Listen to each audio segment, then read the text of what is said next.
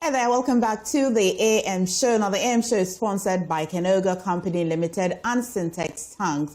Ghana, let's talk water tanks. Do you know the secret to real water storage? It's simple. If your tank doesn't have the tortoise on it, then it's not the correct tank. That's right, the tortoise tank, Syntex tank, is the champion of water tanks. It's strong and durable and built to handle our Ghanaian weather. Rain or shine, Syntex tank has your back.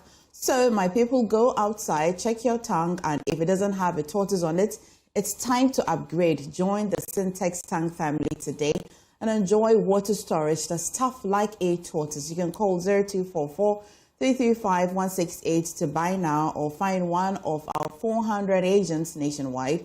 You can also shop online at syntexgh.com. Syntex tank, a strong, a yet tough. Time now for the news review, and this morning and this Friday, we are joined by Kwame Nkrumah Butio, General Secretary, CPP. A little later, we shall be joined by Awal Mohammed, Communication Aid, Bamia Campaign. There was a lot of jamboree at the NPP headquarters yesterday. We'll get into that as well. And Andrew Appiah Danquah, he's a lawyer, legal practitioner, and let's talk politics as well. Yeah. Gentlemen, how's your Friday? And thank you for joining us on the show today. Thank you. Yes, thank you very much. Did you have a good week? Yes, and we want to thank the Almighty that He has seen us through to this Friday. It was a good week. It was a mixture of work and politics, and as it's legal vacation too, I got some time to rest. Okay. It's been okay. Are you going for the bar conference a little later? I wish I could, because, you know, I would say that the Upper West is my second hometown. You know, for my national service, I selected Upper West, and that is where I went. And after national service, I actually applied to stay over, to extend my national service, but because of admission to the law faculty, I had to abandon it. So, but I still have some political work to do in Accra. But let's see how things pan out. If I'm able to squeeze in a bit of time, I'll go back home. Okay. Andrew, how's your week been so far? Yeah, it's been a bit hectic. It's been a big headache here. I'm not really on vacation. Like my good friend Kwame Nkrumah Butio. Yeah, but I can't complain. Okay. Are you preparing to go for the bar conference? I wish I could, but I'm not sure. Hey, all of you wishing you could, all of you wishing you could. Who's going to go then? People go down. A lot of them, there are so many lawyers. Okay, but a lot has happened this week. Top of it for us here at Joy News is definitely the crisis, our documentary that brought to the fore the high substance abuse, and stakeholders have had a good conversation. We've started this conversation all week, but yesterday we were quite heavy on it here. We had a dialogue and trying to really understand and also find some solutions if possible. But that's the big one for us here, but also for politicians. There's so much happening by elections, the NPP as well, having some of their members or party stalwarts or those who want to be their flag bearer as well file their nominations. You tell me what's on your mind. I'll start with you, Kwame. I would say that the opioid crisis, because it hits close to home. I know quite a number of people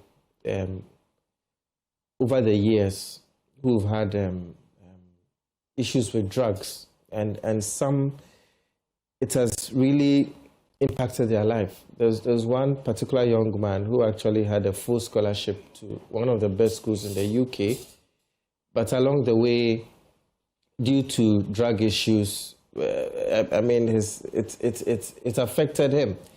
And I also have a close friend from secondary school, a senior of mine, and because of drug issues, he ended up sleeping at the Osu Cemetery for his last days. Yes, that is where he was living. He left home. Did you know that he was sleeping at the cemetery? He was. And there are still people who actually sleep. There are drug addicts who sleep at the cemetery, and it really wastes a lot of talent. I've seen many talented, intelligent people who have fallen victim. And I think not only Ghana, worldwide, we really, really need to look at it very critically. Very critically. It's really a silent killer. It breaks families and impacts the economy and all that. And I was glad to see the program on it, because it's one of those subjects that sometimes we say it in jest, when him read and all that, and it becomes funny and we laugh at occasionally the effect that it has on the people, but it's really a destroyer. And in the legal regime too, I suppose some changes could also be made to make sure that drugs are not so easily accessible. Yeah. And so that's what's top of my mind. Okay. And I know that once you have set the ball rolling, Joy FM and the necessary authorities, and even our own classmate, Ada Alotepapo from Achimota, the head of drug enforcement at Standards Authority, also doing a very good job. So we hope to bring closure to it for Ghana to be a beacon and a pace setter in tackling this drug menace. Well, we're joined by Awal Mohammed, Communications Aid, Bawumia Campaign. We'll get into that. Good morning, and thank you for joining us. Good morning. Thank you so much. Okay, Andrew, what's on your mind? I think this week should be what's called a quality fight against opioid.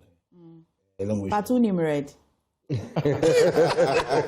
But when I hear it, I think about Liverpool. You think about what? Liverpool and Kotoko.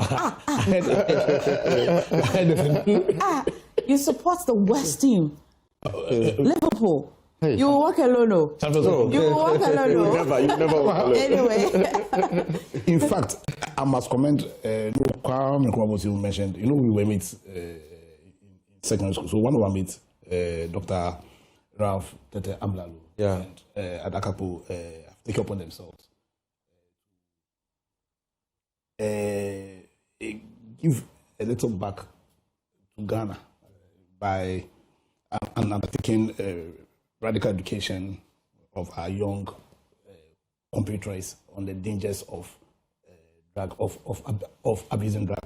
I've seen your survey, or not your survey, I think a report by the Minister, George Opar. The facts being placed there are frightening. Yes. I think probably Ralph and Ada, because I didn't know these facts, but seeing them now, it's really frightening. So for me, I think all of us as should take a cue from these Detroits who, in spite of their heavy schedule, took it upon themselves to undertake this campaign to educate our young people on the dangers of of drugs. You mentioned red. I think Tramadol also. I understand cocaine. I couldn't believe it. Cocaine. Yes, 12% of these young kids are on cocaine. Yeah. So beyond, so even if individuals can take upon themselves and then take this campaign, then government does not really have a choice. Government needs to take this battle head on. I think I also need to comment. FM or multimedia. Multimedia for undertaking this campaign, and I think I want to reiterate your position. We need to look at the regime also. Even we want to reclassify some of these. Because I think one of the biggest issues that's causing this problem is the ease of access and how cheap these drugs are. I understand they are highly resistant. They quickly build resistance, and so you need more to get to the effect. So I think we need to look at the regime also, if it means we need to reclassify most of these drugs and make them only accessible by prescription. But we need to, as a people, to tackle this issue. We'll definitely spend some good time on this very important topic, especially because even for us here, we put a lot of effort in the research, in the hotline documentary, and so we'll spend a lot of time on it. But Awal, how was yesterday for you? How's the week been for you? Yeah, yesterday was really elating because we're happy to see how the entire party, especially from the top people to the down, all supporting Dr. Bawumia for his filing of nominations and so on. But I will talk about the police press release about the 8 people that they said they had arrested and sent to court. And they are supposed to be back in court today, according to the police. But unfortunately, there are gaps with the press release, they did not tell us which courts, because we have a lot of circuit courts in Accra, but they said an Accra circuit court. So which of the courts, we don't know. That's very typical of statements. You hear an Accra circuit court, yes. Or you hear an Accra high court. It's not very novel if you don't see the particular circuit court. It's supposed to be, because I have really I have covered court for some time, for 3 years for Ghana News Agency, so I know that the courts have names. In Accra here, even at where the court complexes, we have 10 different courts. For instance, when, say, Obama and some few other party people were sent there, Court 8, Court 9 was used and so on. So we're hoping to know which of the courts, because the police told us that they sent them to court, they were granted bail of 80,000 cedis, and there were no media to cover. Today, we do not know which of the courts, so that at least we could go and witness the people. They did not also show us the pictures of those they have arrested. So it leaves us with a lot of doubt that you will not be surprised that today they can also come with a press release to say that these people have been fined and they have been really released, or they have paid the fine and they've been released. So we want the police to come out clearly and tell us which of the courts, so that the media could go and cover, so that we could get the pictures of those they have arrested, so that we can reconcile it with the videos that we have on our phones. Okay. And if the police doesn't do that, you don't have confidence in them that they will see this to the last. So in the spirit of transparency, in the spirit of good governance, we believe that what they usually do on their pages, whoever they arrest, they put something on the face of the person, but at least you see the person on their Facebook page. But why is it that these 8 people, only these 8 people that they have arrested them, according to them, nobody, the media were not invited to the court for them to do the prosecution. They did all the prosecution, they did everything, and they did not also specify which court, which judge, and so on, who was even the prosecutor in the case. They only gave us only the statement to say that this is what they have done ahead of Akwatia on Tuesday. So that is the reason we want to see that indeed real action has been really done by the police. Okay. For lawyers, help some bits of education before we go into front of the newspaper, what's on the newspapers. So for the NPP insisting that they have the video, I mean, of course, we have seen videos. They also can see persons beyond what the police is doing. Can they decide to want to seek justice for themselves by reporting, seeking justice in courts, doing things differently, by not just depending on the police wanting to see this to the latter in terms of justice? Can they do something? Under the Constitution, it's only the Attorney General who directs prosecutions in the country. But every individual has a right to report any crime at all. So, and there are many ways. You can walk to the nearest police station, you can petition, you can submit a petition. The doors to justice are open to everybody at any time. So if in the end, eventually the identity of these 8 people come out, and my friend and others believe that these are not the people in the videos, they can still report those people, try and get their identities if they don't know their identities yet, and push for them to be prosecuted. Okay. So these 8, if they are not the 8 on the phone, it doesn't really stop them. But I also agree with sometimes in the spirit of transparency, because court proceedings, unless it has to do with a minor or is a matrimonial case, is open to the public. So sometimes it's okay to give them the details they want. But when it's an issue of such high tension and volatility, sometimes the security agencies, for their own purposes, may want to submit information upon request and not just throw it out there. Because sometimes you have to look at the life of the suspect or accused person also. Okay. Because they being arrested does not mean they are guilty. They are innocent until But in this one, they pleaded guilty according to the police. Okay. If they If they pleaded guilty, it stops the court from using valuable state resources and time and all that, which is okay if they pleaded guilty. So certainly, the statements also suggested but you see, before the plea was talking about the process from the arrest to when they were put, during that process, they were innocent for all intents and purposes. Yes. yeah. Yes. Exactly. Yes. Until they went on to plead guilty. Guilty, yes. Yeah. So once they have pleaded guilty, a request can be made that we want the identity of these people, and it is right to ask for their identity. It doesn't mean that they want to go after them. I mean, just for purposes of future security. That means that these people, if you see them around any election, they could be a menace. But there's a delicate balance there. If the situation is so volatile that people may want to come after them to harm them, then we have to look at the situation. Usually it's the police and maybe those directly related to the. But if you look at the killers of the immigration man, yes, it is always open. You will see the families; they will want to even pounce on the person. But this one, we're not doing anything. We are saying that.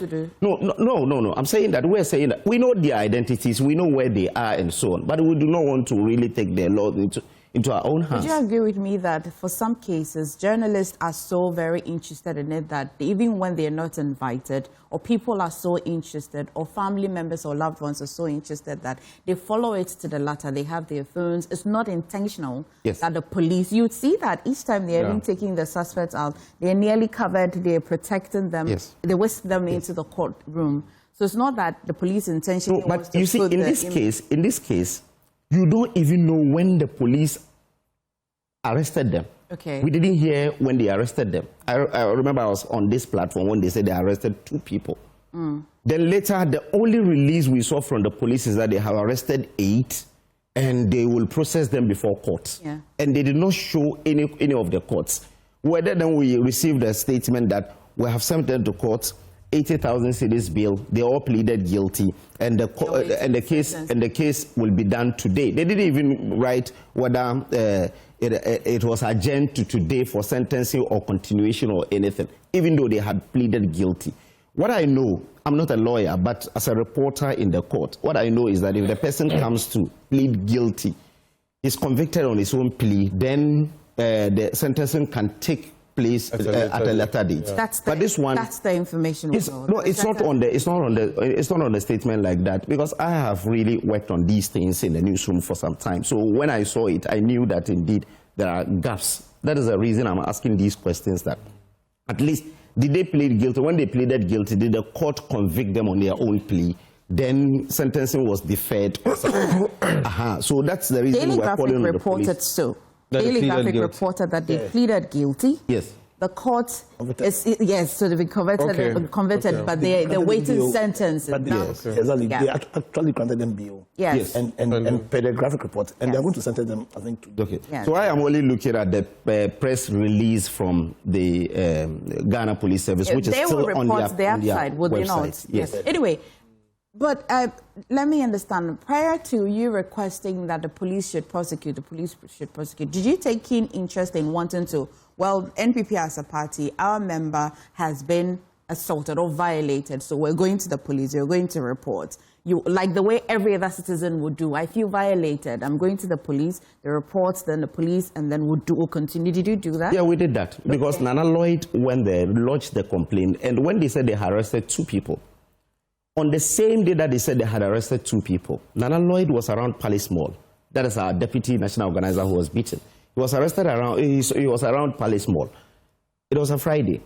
He met one of the suspects, even though they did not show their pictures and so on. Because I'm telling you that because we know each other, he saw one of the gentlemen whose name was there that he was in custody. So he tried and he took his video. Then he called the police investigator in the case.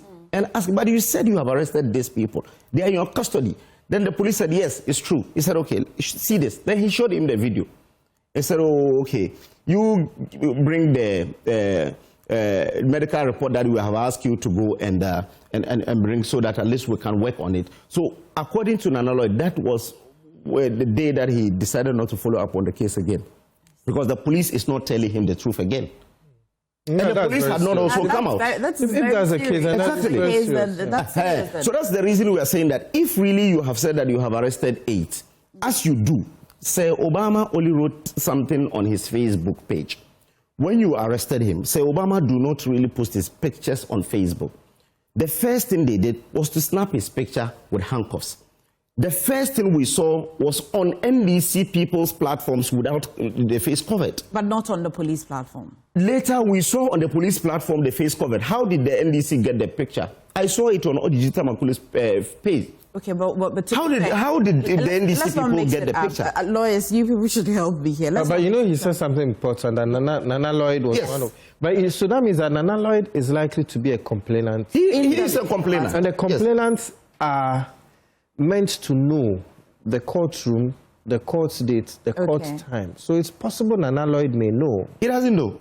Oh, then he doesn't know which of them. Yes, he doesn't know. Because the complainant is supposed to be part of the whole process. Yeah. That's why when we get a privilege of getting power, we need to build institutions. yeah, because you were in power for 8 years. We saw Ayawaso West were gone. What has happened to anybody there? No. Let's see. We saw reforms after Ayawaso. What reforms? Has there been any conviction? Yes. No, but has there been any conviction? The reforms. Listen, but has there been any conviction? There is a ban on vigilantism in this country, and there's a law. Today, you can be arrested and jailed. Okay. 8 of our compatriots died in Techiman. That's not correct. 8 people, 6 people 8 of our compatriots. No, 6 people you let's say 1 in an election. You let's say even 1. Let's say even 1. In Techiman, it was only 2 people. Let's say even 1. I'm talking about 2020. Yeah, 2 people died in Techiman. You let's say it's even 1 person. 1 person died in an election.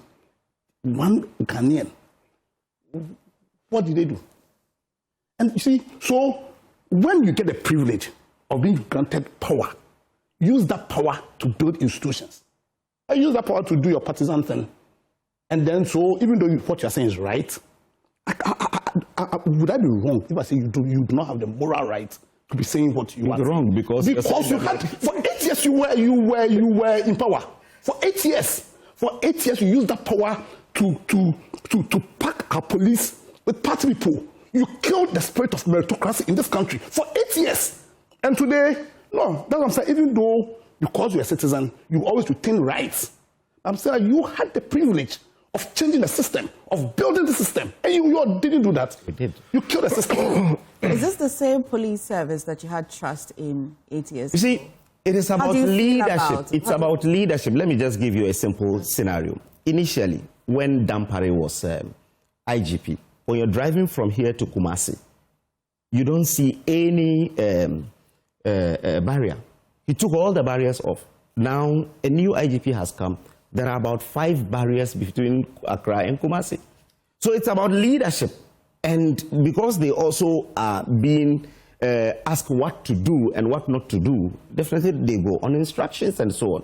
So when you are really talking about the police, you talk about the leadership because the person down there. With Chris Lloyd, that's the name, isn't it? Yes, Chris Case Lloyd. in point, do you think that the IGP or the leadership will really be in agreement in full glare violation of the law like this? You don't think that there's usually that gap between leadership and as well personnel? Because I cannot see how a leader will agree to this. So Obama was granted bail. The court certified that he had been granted bail. He had met all the sureties. But it was left to the police to do their checks to see whether indeed they were justified.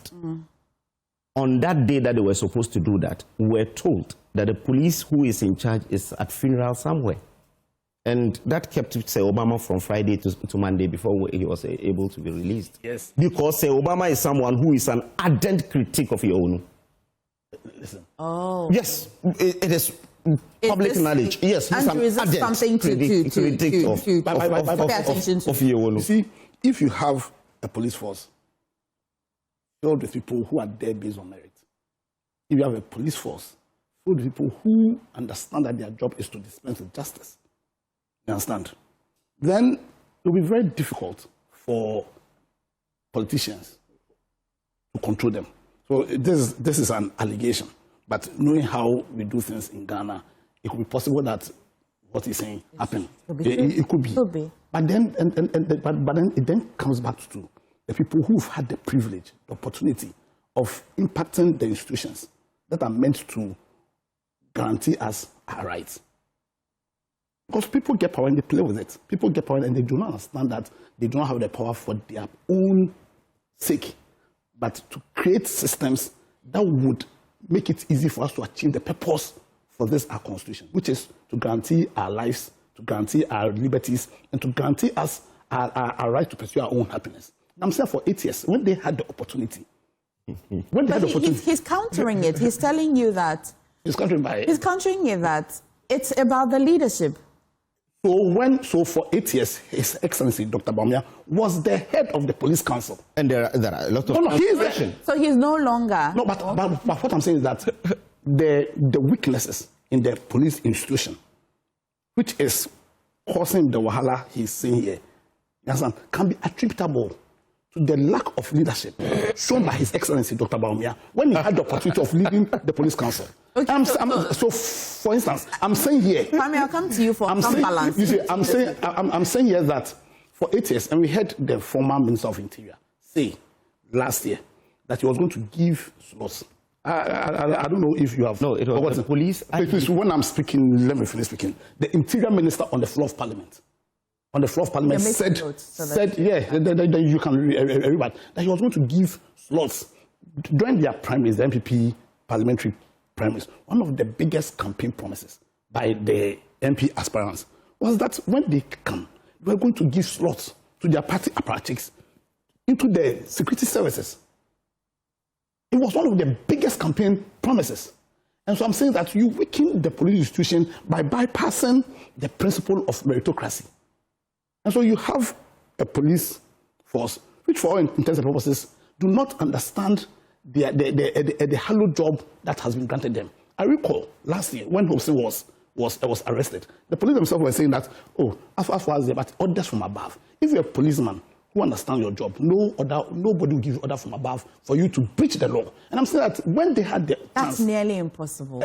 I mean, I've not had a lot of experiences, but I like to think that that's nearly impossible for a perfect policeman not to obey order from above. Order from above.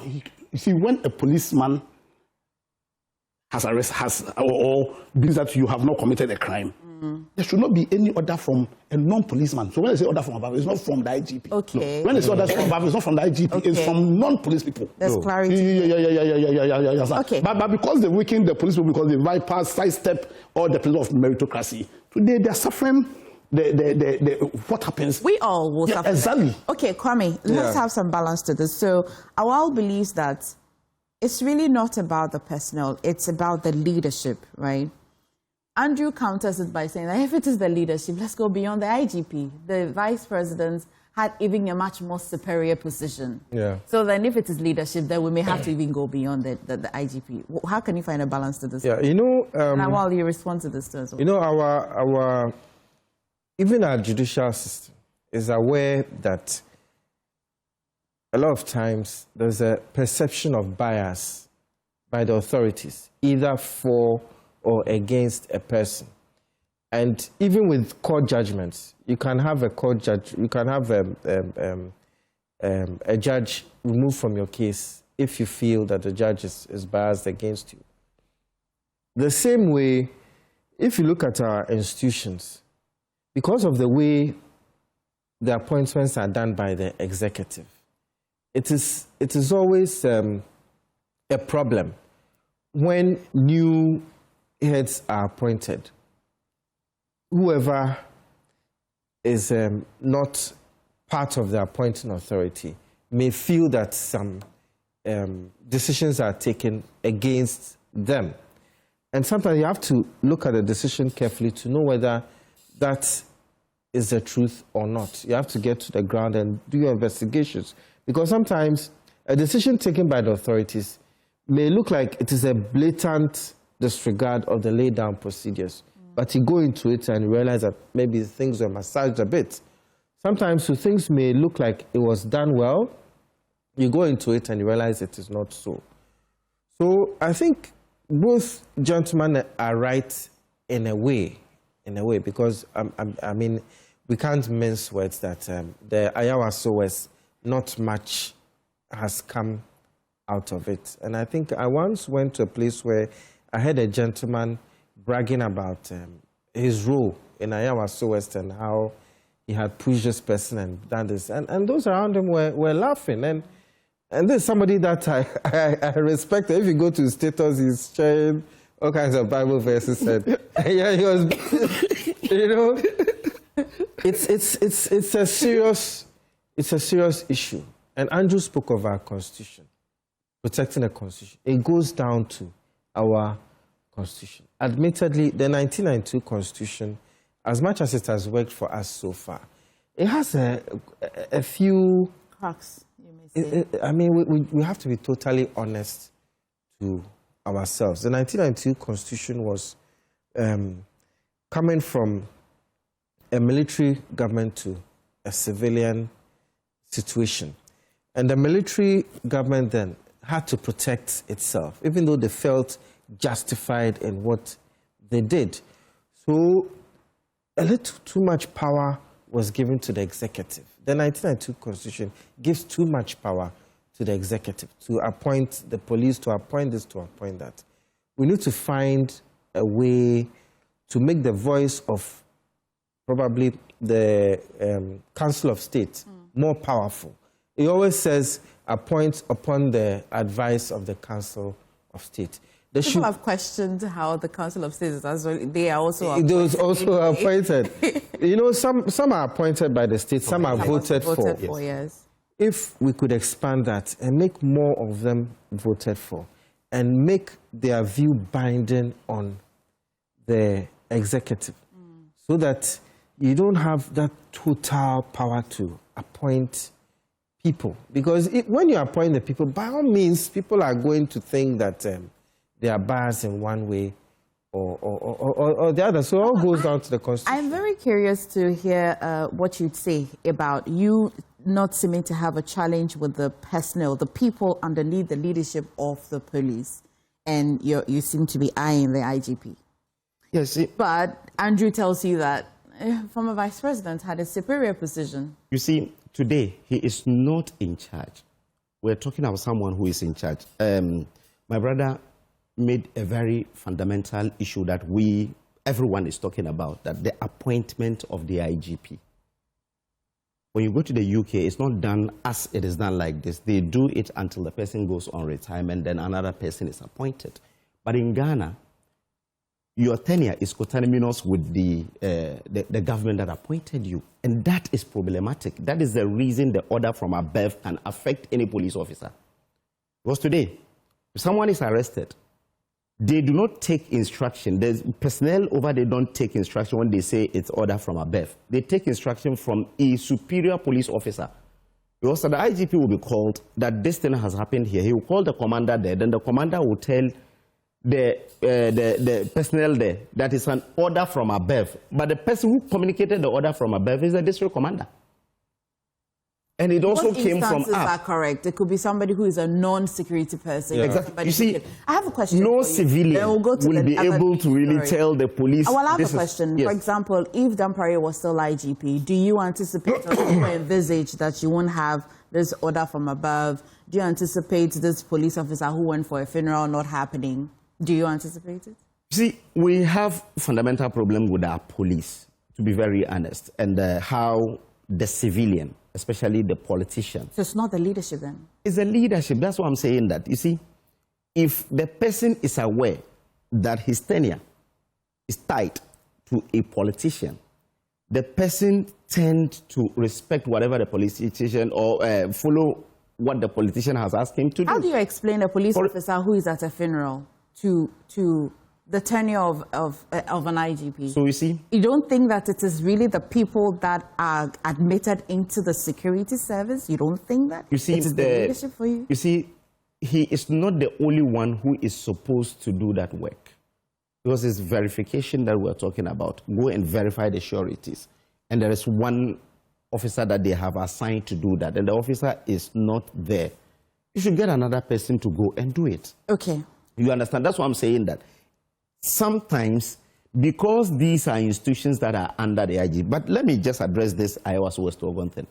When it happened, that was the only time in the history of this country that we had a commission of inquiry to sit after a by-elections.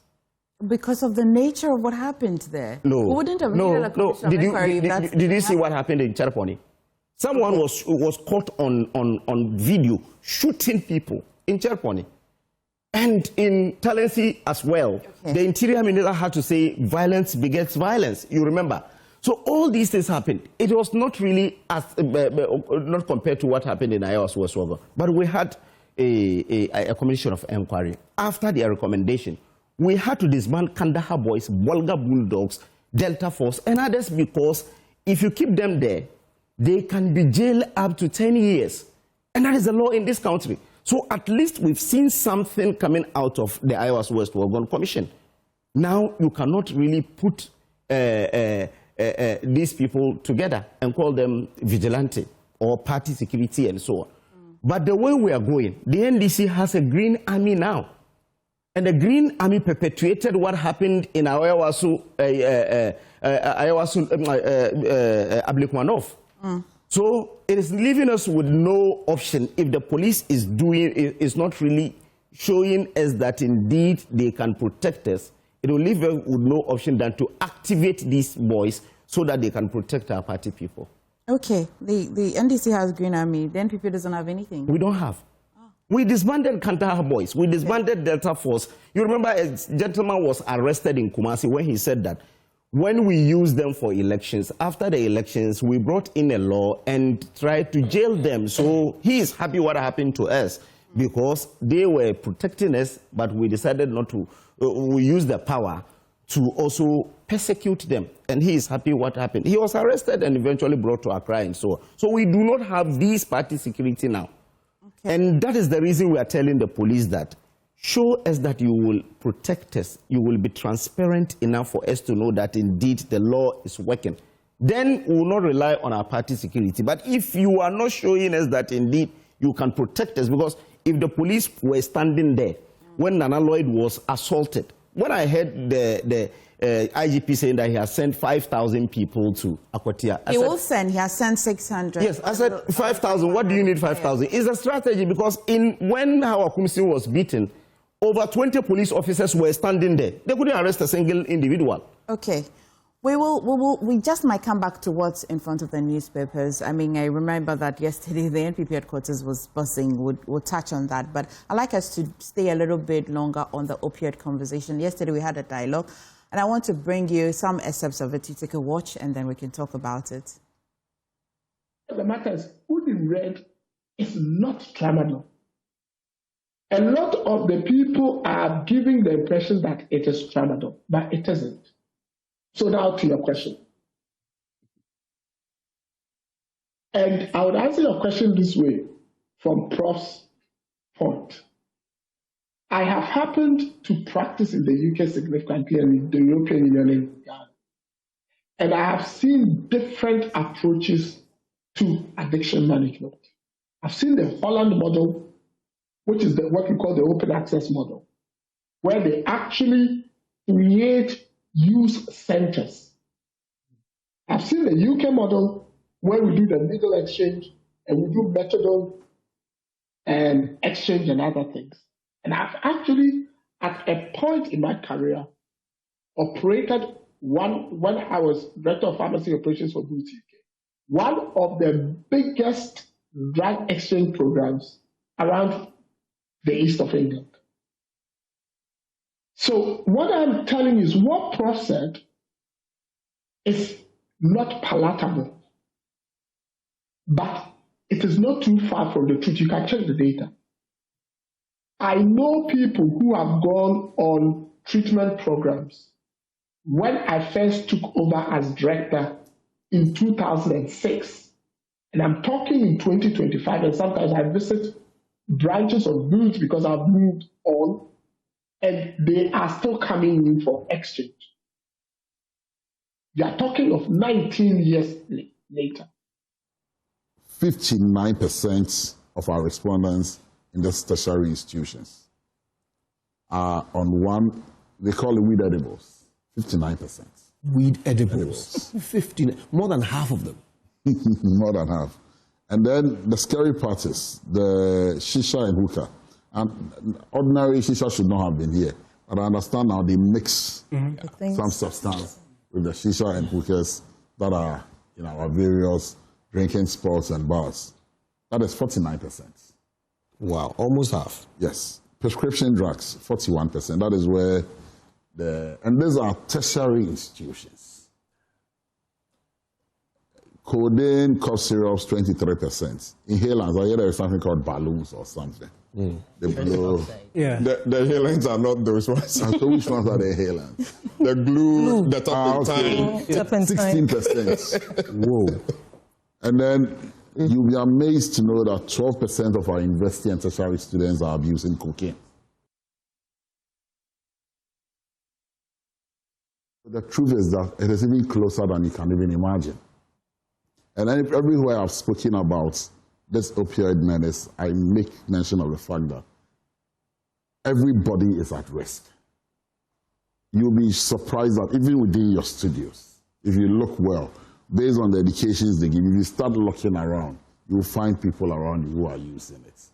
And like Dr. rightly said, when you interact with them, the kind of things they tell you, and for a young man who knows that it can extend his sexual duration, it is one motivation to keep him going. Unless he knows the dangers associated with it. Because usually when they are pitching it to you, they pitch it in a way that is more attractive. You don't get to hear about the challenges and side effects. And so it is a conversation that must be had in churches, everywhere we find ourselves. I've said time without number that this problem is even bigger than the Galamsey problem we have. I met a group from Liberia, they are drug enforcement. They came into Ghana and then they were gracious enough to visit me. They shared some scary information with me. And then I was at one of the international conferences and I met another person from one of our sister countries within the West African sub-region. Apparently, he tells me that, I don't want to mention the name of the country because of international issues, but he tells me that they have already lost 20% of their youth to this drug menace. To the extent that in that particular country, they even dig dead bodies out, grind their bones, mix it with the opioids, because now the ordinary opioids don't even get them high anymore. Yes. Yeah. And I've seen a documentary to that effect. Yeah. Is there something in bones? I'm sorry, I'm just asking the experts quickly before we come back to the minister. Is there something in bones that creates a high? Yeah. So there are compounds in bones, dry bones, that when you combine, they have kind of a cumulative effect, a combination of symbiotic effects with the drugs of abuse. That will get you high. We have some also in the steam of gas, fuel. And some from fecal matter. And oh my goodness. Yeah. So people take these opioids and they get the euphoria associated with it. So it gives you that feeling of, okay, I am no more in pain, I am happy, I feel I'm in a good place. It gives you that feeling of good place. It is because of the triggering of the endorphins. So that is why people get excited when they use these opioids. Traditionally, in the clinical setting, when clinicians prescribe these opioids for you, it is given to you for a period, for a condition. No clinician, because of the psychoactive nature of the products, will put you on opioids on long-term basis. It is normally on short-term, except for exceptional circumstances. They normally will not give you a long-term because they know the potential to get addicted is high. And in the submission made when you were doing your presentation, you noted that in Ghana, the legal ones in terms of tramadol is 50 and 100 milligram. And as mentioned earlier, between 2018-2019, when we had the issue of the tramadol abuse, there was the need for us to get an EI to cause the ban for codeine-containing cough syrups. So currently, codeine-containing cough syrups are banned in Ghana, and tramadol was included to the list of controlled substances. Internationally, tramadol is not one, but it has been reclassified as such to enable us to put in the necessary regulatory measures in place to regulate that space. And then recently, we got the issue of tapentadol coming in. Currently, the FDA does not have any form of tapentadol registered for use. It is not in our standard treatment guidelines for use in Ghana as well. So any that you see on the market is not a registered product. So it's all illegal at the moment? Currently, yes. All the strengths you are talking about are illegal. With certain cases, with certain situations, we don't want to be seen as heavy-handed. We want the society to recognize that, yes, we always say police is your friend. So in the management of these things, we don't want a situation where we come in hard and heavy. We have seen in the past that these have not necessarily helped because it just makes people go very much underground. So we have to take into consideration the human rights of people. So I wouldn't say the bail situation would significantly change what is happening. But definitely, as I said, the collaborative aspect would go a long way. Solutions alone are not enough. We must approach with unity. Chiefs, pastors, imams, teachers, parents, and the media all have a role in turning the narrative from shame to support. In Ecclesiastes 4:12, it said, a three-strand cord is not easily broken. But the ancestors of Nunya Dume taught that a rope tied together by many strands can never be broken. If Ghana ties its strands, policy, healthcare, education, community, and compassion, we can break the chains of opioids. We can save not only individuals, but the very soul of our nation's future. Let us not wait until another generation is lost to the bitter tree. Let us act together now. So that was us trying hard to break the chain. So I promise, gentlemen, when I was young and I heard about cocaine, I thought it was for the elite. You must be very rich to be able to even afford it. Now, to see the data saying that 12% of our tertiary students are on cocaine, I really am surprised. 59 weed edibles, and 49% as well shisha. But the 12% is even shocking me most because I didn't think that if you comb through this country, you didn't even find cocaine. But the documentary brought to the fore that somebody who is unemployed is even on cocaine. How can they even afford it? Andrew, you have just heard what our stakeholders have said. It's scary, and it could be linked to the rise in crime also. Because if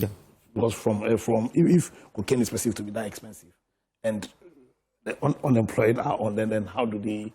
In fact, the bulls bit is the one that shocked me, because you see, if you don't take even grave looting, murder and things could even, because when they get that hooked on it, like they are saying, then all of us will be at risk. So the police should come out. I heard the police one saying that no, they don't want to come out. They should come out. It's not. It should go just beyond trying to use education and or even the regulation to solve the issue. But it's illegal also. They shouldn't be afraid of enforcing the law. Kwame, when we engaged with narcotics control here on the show, what I understood was that their target really is not about it's not on the person who is using it. It's the supplier. They focused on the supply chain. They hit the nail on the head. As somebody who, part of my practice is also criminal law. Okay. And sometimes you realize that the real culprits are the suppliers, you see, not the users. Even though it's illegal to use, Mrs. Alotepapo spoke of endorphins. You know, I've done a bit of science. I know about endorphins, dopamine, and depression, and all that. A lot of these street children sometimes do not have anybody looking after them. You know, sometimes you get to the traffic lights and you realize that this particular street boy, you've known him for years. You know, some of them, I know them by name. You exchange numbers, you try and help them with jobs and all that. What are you going to replace the drugs with? Because the human system needs this dopamine, these endorphins to beat depression, to have a sense of well-being. You understand me? Yeah. And Madam Nuropenin of the police force spoke of bail and all that. Sometimes, you know, the legal regime now, possession of certain narcotics, 10 years minimum. Yeah. You understand me? And sometimes you find these young boys on the streets, maybe his mother may have been a hawker or maybe a night worker, to use diplomatic language. His father too may have been not too well to do. You know, they're actually children born onto the streets and left to fend for them. So I've done cases where I had a client who was born onto the streets from the age of 2, 3. He was fending for himself. And in his teens, he was a truck pusher, arrested by the police and all that. But we managed to reach an agreement of sorts. It was not about possession of drugs, but it was talking about how some of his compatriots, I mean, the moment you are born, you are there. You're like an animal. You have to fend for yourself. You don't know whether you live to see tomorrow. You don't know whether you eat tomorrow. What do you do to keep yourself from depression? Some of them, I suspect, even to do that to keep away from crime. I mean, to drown their sorrows. Yeah. And it's not restricted to the poor or the rich. It's throughout. You have individuals born into rich homes who are also into drugs because they don't get that love and affection from home. Some too, they get too much love and affection. They get a sense of entitlement. If things don't go well for you, then you turn to the drugs. So it's a very delicate balance. It was said that the mosques, the churches should talk about it. They should talk about all of us have the little we can do. Yeah. When you meet somebody, if it's a kind word they need, give it to them. If it's criticism they need, give it to them. We have to be sensible within ourselves and spread that sense. Otherwise, this drug menace is not going to stop anytime soon. I mean, I even know an individual. I went for holidays in the States long ago, and he told me that when he wakes up in the morning, he's so depressed that he takes, I don't want to mention it on air, otherwise these 12% of the students in the university. So it means if there are 100, about 12 people in the university are on it. And if you look at the statistics, if it is to talk about numbers, you have them in thousands, if you're not careful. Yeah. So I think, let me commend him. Again, you see, when you were showing the videos, I saw one of the areas in Kumasi. You remember when Muntakatu, yes, when Muntakatu came, he said it, that he has given the police in Kumasi stand behind the tanker and is doing it. You understand? You see, what you said it's expensive. It's not expensive when you go to the ghettos. Okay. It's cheap. Because those who bring it, they bring it from these African countries. This was traditional, we were thinking tramadol is red, not knowing that it's one can just take the entire sachet, the entire. This man, the amount in front of him, even if you charge him 10 million, he'll be able to pay it. Can afford it. He has paid it. And he's now roaming the streets of Tamale. Then it begs what all of you are saying. The laws must be looked at to be able to nip this in the bud. Yeah, but no one is arresting them. 2 aspirants or hopefuls who picked their time. But I think within the party, within the NPP itself right now, I think he's formidable. Okay. You see the array of MPs that are following him.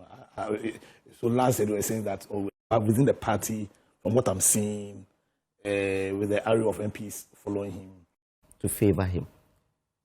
Indeed, when we're in government, a lot of people said that party officials, government officials were shaped to support him. Today, we are in opposition. They can be railing from the past. No, you see, the thing is your loyalty and that we have over 300,000 people going to vote. Out of the 300,000, you have over 240,000 being the polling station executives. So even if you get the national executives, the entire national executive saying that it is you they want, or the entire MP saying it is you they want, you will have to go and face the 5 people at the polling station. So it is not really about it being skewed in his favor, but a lot of the party people have realized that we need power in 2028.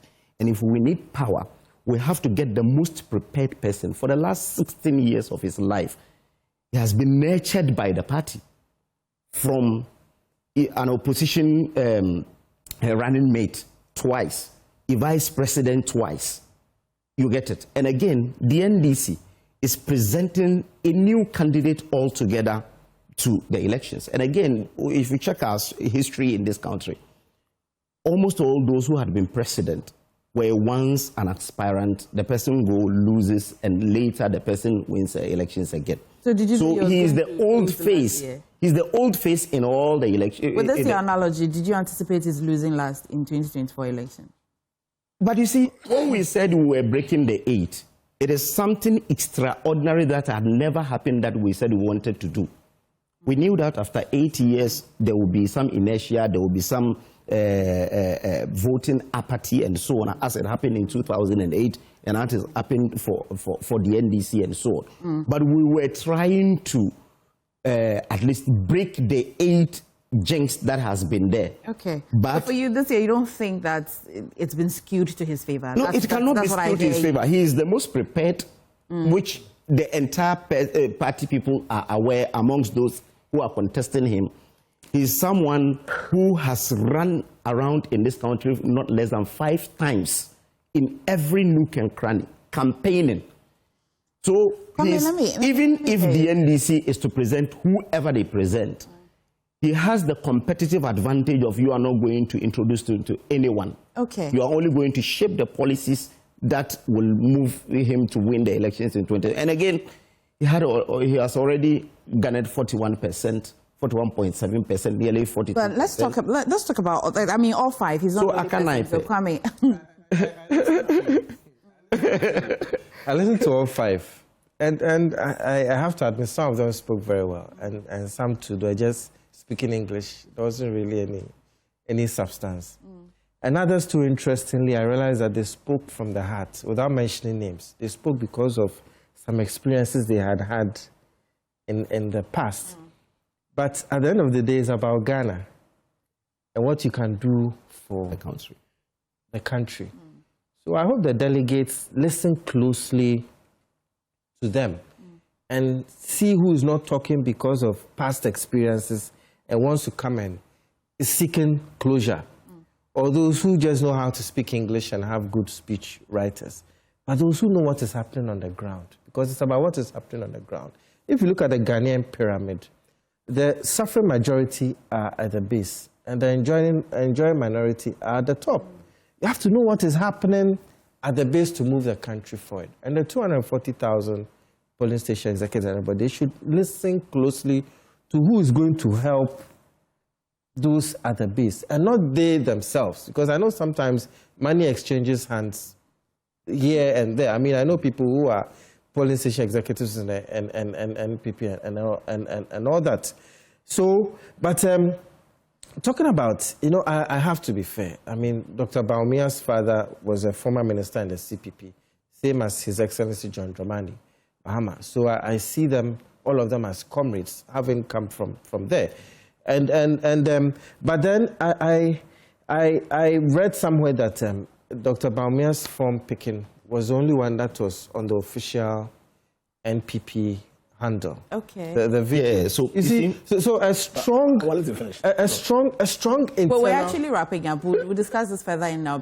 A strong internal democracy is important for every party. Right. If you don't practice the democracy well, you don't do things well at the political party level, it seeps into the national level. So if there's anything like that, I'll plead with my brother, who I admire very well. Because I'm from Bawumia's in 30 seconds. Yes. The thing is that when we're campaigning, the official handle was given to one of our boys to be able to really stream live what Dr. Bawumia was doing throughout the campaign in 2024. So when we were doing this event yesterday, the same person who now belongs to your camp, who is with our camp, still has access to that. He still had access and started doing the streaming. Later, we told him that it was wrong, and he really stopped it because it's for you really, to judge. It's not really the national executive. But gentlemen, thank you so much. Yes, because I know the general secretary. Yeah, it's not the general secretary. Yes, it's one of our guys. Okay, thank you, gentlemen, for starting your Friday morning with us. We've been here with Awal Mohammed as well, Andrew Appiah, and also Kwame Nkrumah Botu. Thank you. Enjoy your weekend. There's more on our big stories if you surely stay with us.